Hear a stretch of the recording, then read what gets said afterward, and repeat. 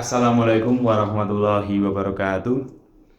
Alhamdulillah wassalatu wassalamu ala rasulillah wa ala alihi wa sahbihi wa mawala. Asyhadu an la ilaha illallah wa asyhadu anna Muhammadan abduhu wa rasuluh. Amma ba'd. Masyiral muslimin rahimakumullah. Bapak dan Ibu keluarga besar Amma Yogyakarta yang insyaallah dirahmati Allah Subhanahu wa taala dimanapun kita berada. Izinkan kami untuk menyampaikan kajian menjelang berbuka puasa yang pada kesempatan kali ini kami mengambil tema anjuran memperbanyak tadarus Al-Quran di bulan Ramadan.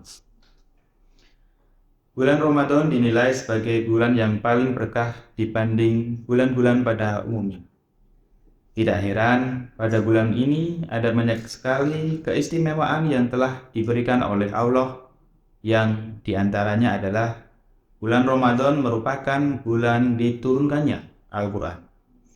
Sebagaimana firman Allah SWT yang artinya beberapa hari yang ditentukan itu ialah bulan Ramadan. Bulan yang di dalamnya diturunkan permulaan Al-Quran sebagai petunjuk bagi manusia dan penjelasan mengenai petunjuk itu dan pembeda antara hak dan yang batil. Quran Surat Al-Baqarah menjelaskan bahwa Al-Quran diturunkan pada bulan Ramadan, tepatnya pada malam Lailatul Qadar, sebagaimana firman Allah yang artinya sesungguhnya kami telah menurunkannya Al-Quran pada malam kemuliaan. Quran Surat Al-Qadar. Ibnu Katsir melanjutkan, dalam proses turunnya Al-Quran berbeda dengan kitab-kitab lainnya. Jika Suhuf Nabi Ibrahim, Taurat Nabi Musa, Zabur Nabi Daud, dan Injil Nabi Isa diturunkan sekaligus. Tetapi Al-Quran diturunkan dalam dua tahap. Tahap yang pertama diturunkan sekaligus dari langit dunia ke Baitul Izzah. Sementara tahap kedua diturunkan secara berkala dan terpisah sesuai peristiwa yang terjadi kepada Rasulullah SAW.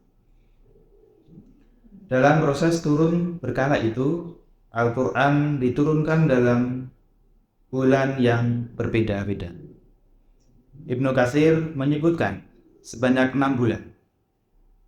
Di antaranya adalah bulan Syawal, bulan Zulqa'dah, Zulhijjah, Muharram, Safar, dan Rabiul Awwal.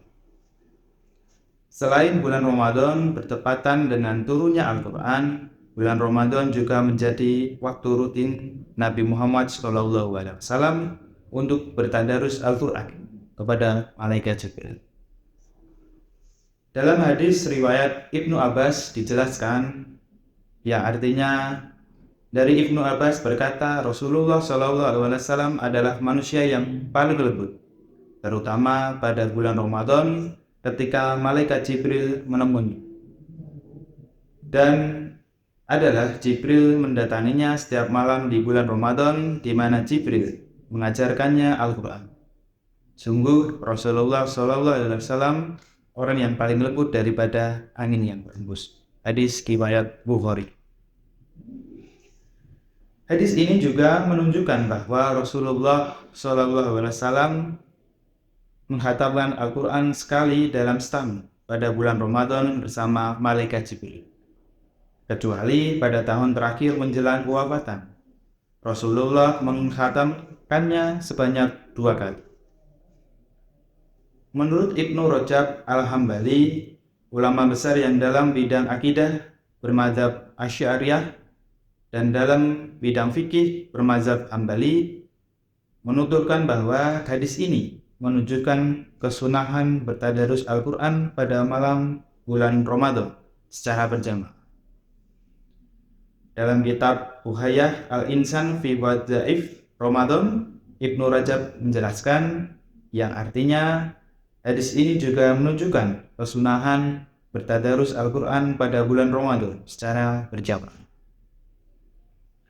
Menyetorkan Al-Quran kepada orang yang lebih hafal darinya. Hadis ini sekaligus menunjukkan kesunahan memperbanyak membaca Al-Quran pada bulan Ramadan.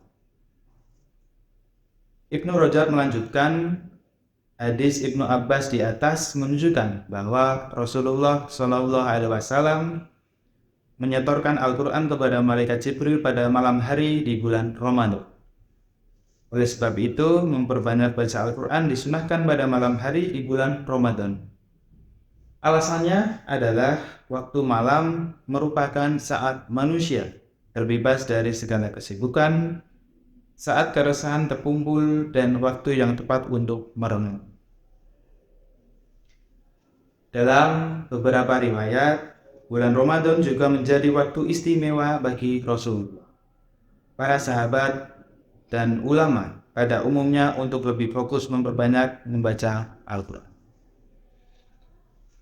Saat memasuki bulan Ramadan, Rasulullah sendiri akan lebih banyak membaca Al-Quran dibanding malam-malam lainnya. Dalam satu riwayat juga dijelaskan bahwa salah seorang sahabat Nabi yang bernama Huzaifah ikut bermakmum sholat dengan Rasulullah pada bulan Ramadan. Huzaifah menuturkan bahwa Nabi membaca surat Al-Baqarah, An-Nisa, dan Ali Imran. Setiap bertemu ayat yang menjelaskan tentang ancaman, beliau berhenti dan berdoa agar dijauhkan dari ancaman tersebut. Dalam riwayat lain juga dijelaskan bahwa Qatadah, salah satu sahabat Nabi, menghatamkan Al-Quran sebanyak 1 kali dalam tiap minggunya di bulan-bulan biasa. Pada bulan Ramadan dinaikkan menjadi 1 kali khatam dalam 3 hari sekali. Sementara memasuki 10 hari terakhir bulan Ramadan, Qatadah menghatamkan 1 kali pada setiap malam. Dikisahkan juga Imam Syafi'i menghatamkan Al-Quran sebanyak 60 kali saat bulan Ramadan. Di sisi lain, Imam Malik akan menyudahi aktivitas mengajarnya pada bulan Ramadan untuk dialih fokuskan membaca Al-Quran. Ulama yang setara keilmuannya dengan Imam 4, yaitu adalah Imam Abu Hanifah, Imam Malik, Imam Syafi'i, dan Imam Ahmad bin Hambal akan meninggalkan ibadah-ibadah sunnah selama bulan Ramadan untuk digantikan fokus membaca Al-Quran. Zubaid bin Haris al-Yami, ulama hadis dari kalangan tabi'in, ketika memasuki bulan Ramadan akan mengumpulkan banyak Al-Quran guna dibaca bersama murid-muridnya, dan masih banyak sekali riwayat yang menjelaskan perhatian ulama untuk membaca Al-Quran pada bulan Ramadan. Setelah kita mengetahui alasan anjuran memperbanyak membaca Al-Quran di bulan Ramadan dan mengetahui kisah Nabi, sahabat, serta para ulama pada umumnya, tinggal kita bertanya pada diri masing-masing, di bulan Ramadan tahun ini sudah berapa banyak membaca Al-Quran dan rencana akan menghatamkan berapa?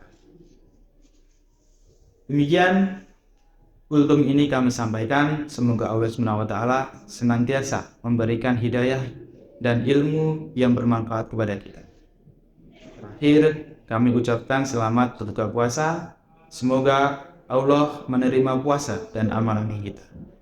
Taqabbalallahu minna wa minkum syiaman wa syiyamakum. Amin ya rabbal alamin. Kami akhiri. Wassalamualaikum warahmatullahi wabarakatuh.